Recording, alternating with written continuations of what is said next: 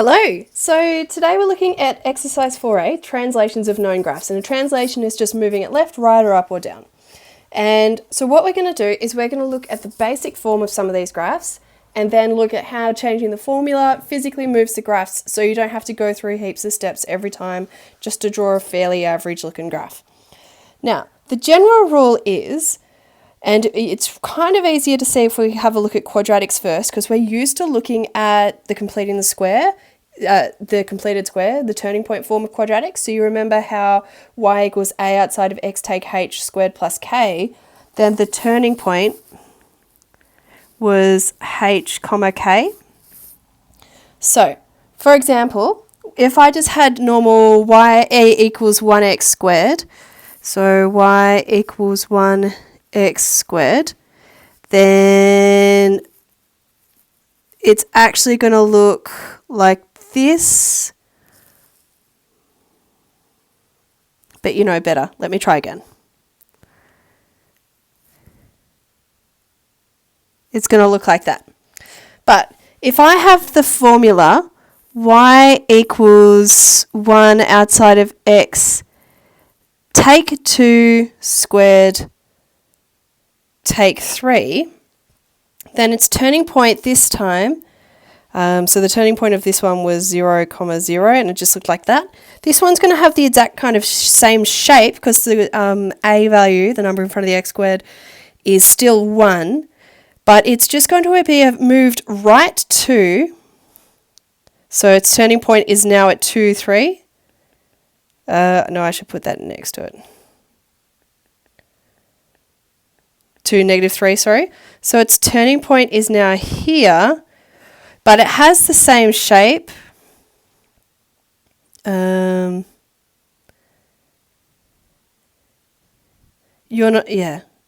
don't stress too much about the shape at this stage. It has the same shape as our other one, it's just been moved right and down. So actually, what I could do was literally steal this other one,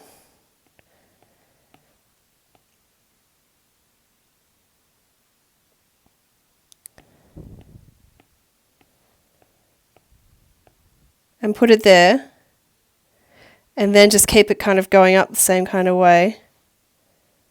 And that would be it. It's the same quadratic, it's the same shape quadratic, it's just been moved right 2 and down 3.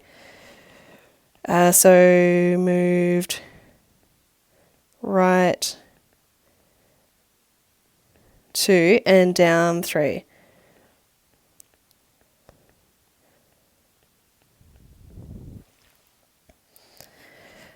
I mean, if I wanted to, I could go through and actually find its intercepts and everything.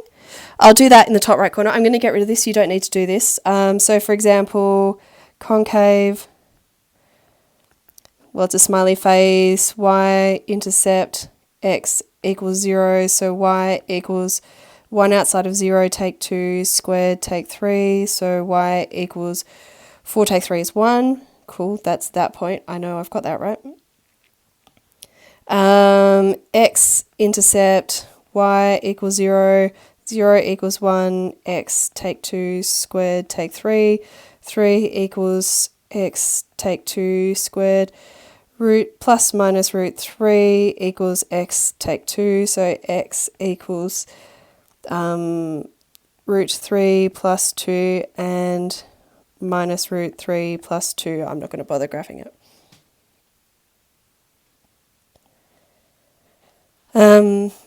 And then the turning point, the axis is minus 2, the y is sub that in and you get, the axis is positive 2, the y is k, so it's minus 3, and then we would normally sketch it. And that's why we use turning point, so we know where it turns straight away. We know straight away that it's the normal x squared graph that's been moved right 2 and down 3. If I had the graph y equals minus x plus 1 squared plus 2, Then this one, it's concave down, it's a sad face, we know that, but its turning point now is at -1, +2, so its turning point is here, and it's going down, and the next one is,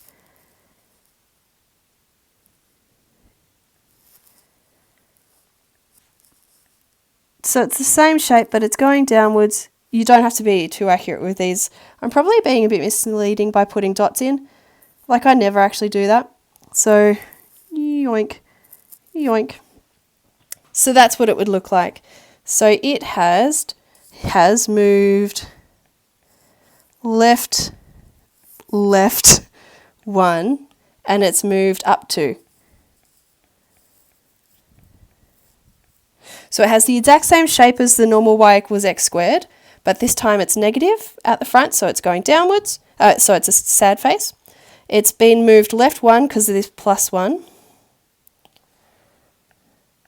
And this one moved right 2 because of the -2.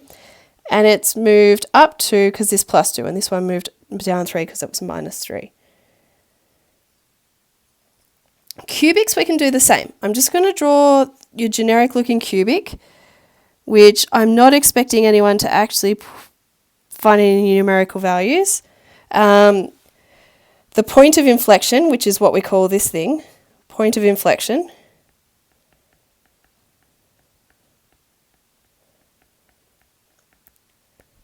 is at 0, 0. So that's where it kind of turns around. So this is y = 1x cubed. If I had y equals, I want to take this up another line, 1x take 2 cubed plus, plus 1. Then this time, I know it's moved right 2 and up 1, so now I know it's going to turn around here. So we're going to get it looking like that. It's the same shape. And I'm actually just going to hijack this one, copy. So it started there, but now it's going to be there. And you just kind of keep it going. What if I had y = 1, and -1 actually. -1 x plus 3 cubed take 2. This time it's going to move around, it's going to turn around there, and it's going to be reflected in the x-axis, which it's going to be negative, so now we're going down like that. I think I've drawn it to, so let me, come on.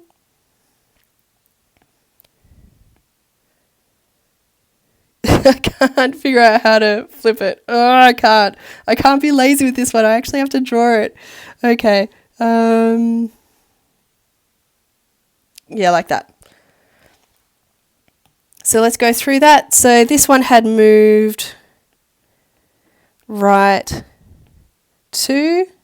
This one moved left 3. And this one moved up 1. This one moved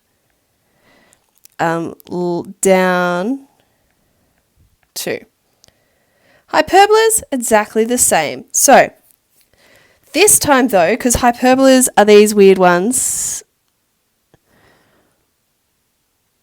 that can never actually cross the y = 0 and x = 0. So this is y = 1 on x, and it's asymptotes.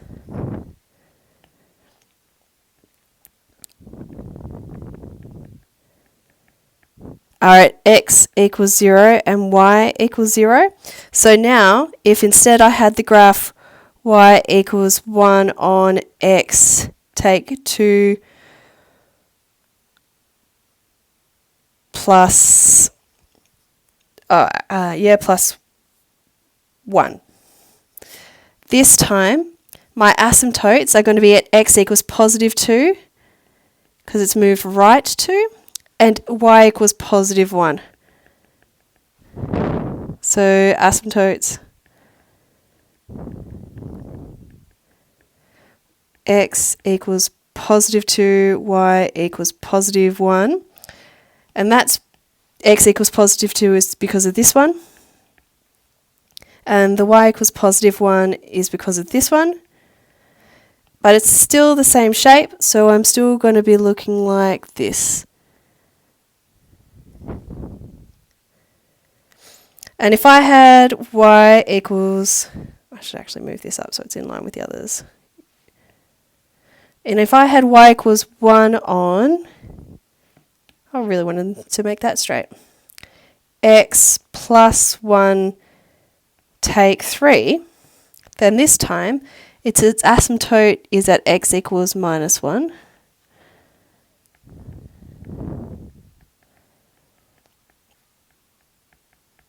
And y equals minus 3. So this time we're going to have a graph that looks like this. We just see more of that one and that. I drew that really badly though. I made it really close to the x-axis. It's going to look like that, yeah? So this one, the y equals minus 3 because it was minus 3 afterwards. The x plus 1 here meant I moved it left 1. I just realised I forgot to highlight these ones correctly.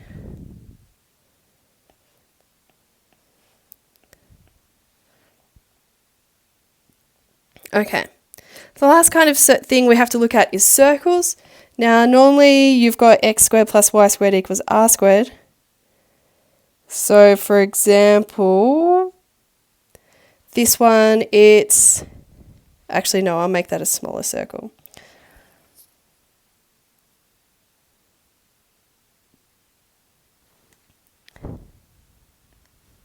Okay.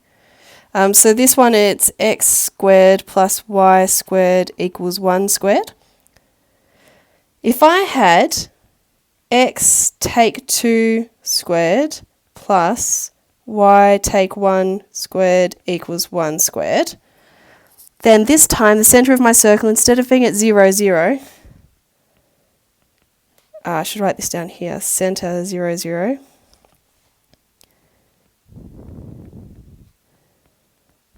This time my centre is going to be at positive 2, comma positive 1. So positive 2, positive 1, my centre's there. So I've got a circle, radius 1.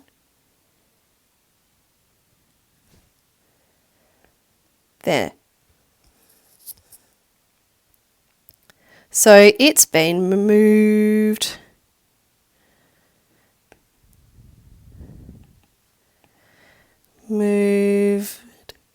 right 2, and it's been moved up 1.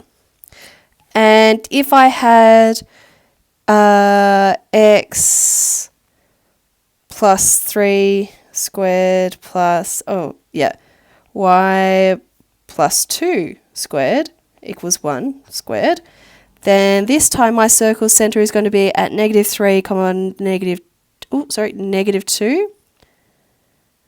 But it's still a circle with circle with radius 1. So the centre is at negative 3, negative 2, which means we've moved left 3 and we've moved down 2. So these ones moved it left or right. These ones moved it up or down, and the y, like you would have expected that to be, it's for circles, it's the other way around than you'd kind of expect.